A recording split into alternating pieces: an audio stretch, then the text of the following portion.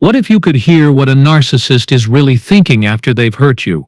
Not the words they say out loud, not the lies, excuses, or manipulations, but their true, unfiltered thoughts. The ones that reveal what's really going on behind their cold stare, their silence, their cruel words. Would it surprise you to learn that even after hurting you deeply, they're not necessarily filled with guilt or regret, that their mind isn't replaying your pain but their own need to feel powerful again? In today's video, we'll step into the inner world of a narcissist, based on psychological observations and behavioral patterns, to explore what they might be thinking after they've caused you emotional damage. This isn't meant to excuse their behavior. It's not an apology in disguise. It's insight so you can understand the mindset behind the pain and begin to heal with clarity. Stick around until the end, because this will help you stop questioning yourself and start protecting your peace. Let's dive in. Imagine for a moment that you could hear the internal monologue of a narcissist after they've hurt you.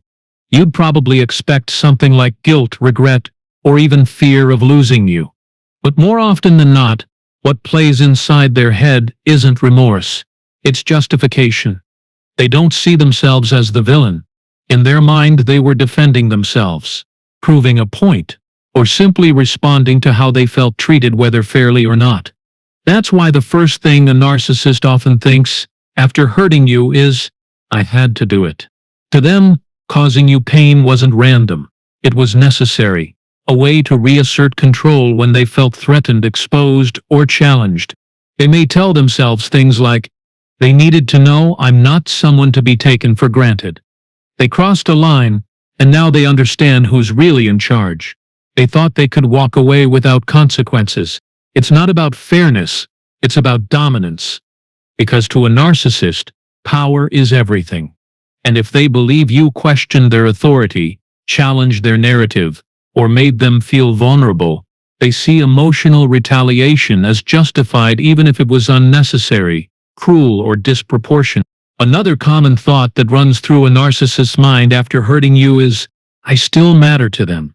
Even if you walked away, even if you blocked them, even if you cut contact completely."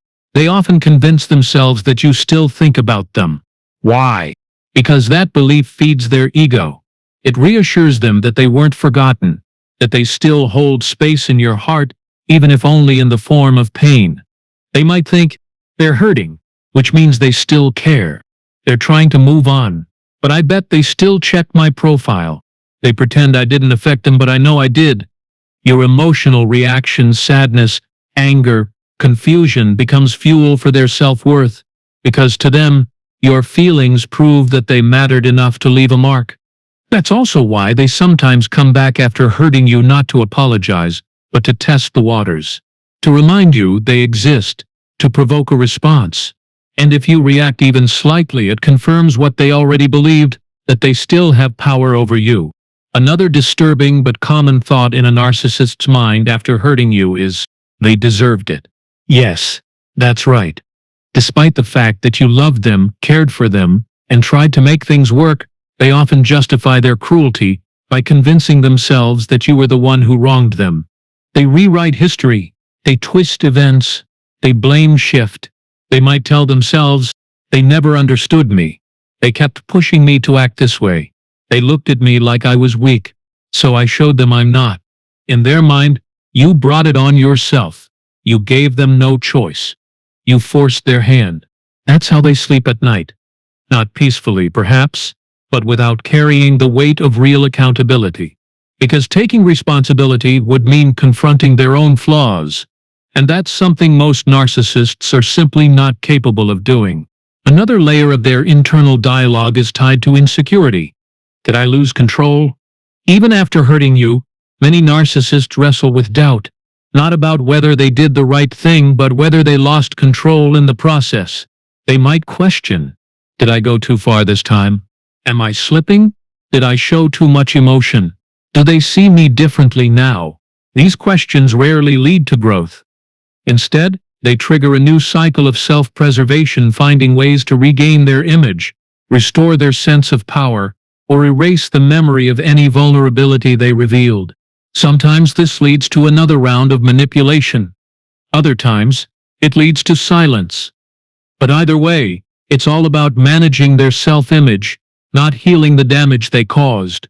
And finally, one of the most heartbreaking truths about a narcissist's inner thoughts after hurting you is, I don't need them anymore.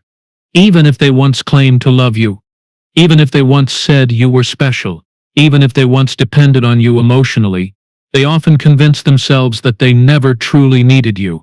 They delete memories. They block reminders. They mentally rewrite the story of your relationship to serve their ego. They might think, I moved on faster than they expected. They thought I couldn't live without them. Look at me now. I don't miss them. I don't need anyone. This is how they protect themselves from feeling abandoned or replaced. By convincing themselves that they were always the stronger one, the one who could walk away even if it meant leaving destruction behind. And that's how they keep going. That's how they sleep. That's how they justify the pain. So if you could somehow hear the true thoughts of a narcissist after they've hurt you, not the words they say out loud, but what really goes through their mind, what would you actually hear? Not apologies. Not genuine remorse. Not deep reflection on what they've done or how it affected you.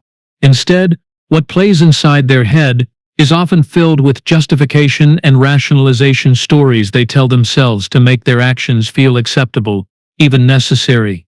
You'd hear them convincing themselves that hurting you wasn't random or cruel.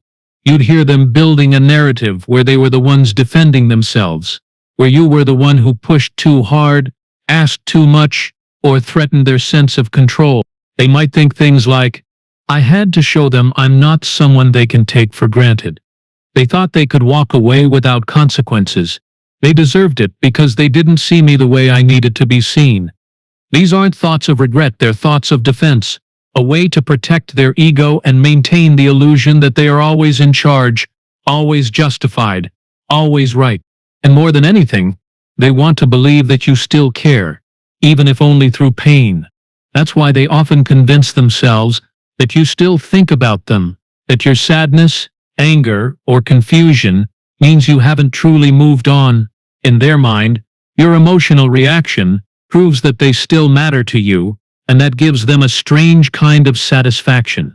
None of this excuses their behavior. Nothing justifies the damage they caused or the emotional wounds they left behind. But understanding this mindset helps you stop questioning yourself. It helps you stop wondering what you did wrong, what you could have done differently, or why someone who once claimed to love you could act so heartlessly. Because it was never about you. Their actions weren't a reflection of your worth. They were a reflection of their brokenness. Their thoughts are rooted in fear. Fear of being exposed, fear of being forgotten, fear of being powerless. They're built on insecurity, the kind that makes someone need constant validation just to feel real. And they come from a desperate need to feel powerful, even if that power only exists in their own mind. You, on the other hand, can choose something different. Your thoughts can be rooted in healing, in growth, in peace. You don't have to carry their darkness anymore. You don't have to replay their words, chase their attention, or wonder if they'll ever change. Because none of that serves you. Take care of yourself. Protect your energy. Set clear boundaries, not just with them, but with the memories and emotions they left behind. Walk away and keep walking. Don't look back. Don't wait for an apology that won't come. Don't hold on to hope that they'll finally see you for who you truly are. Because the truth is, you were never meant to carry their pain. You were never meant to fix them. You were never meant to suffer just so they could feel powerful. You were meant to heal, to grow, to live a life free from manipulation, drama, and emotional abuse. And that starts by recognizing that their thoughts were never about you, and yours don't have to be about them either. Thanks for watching.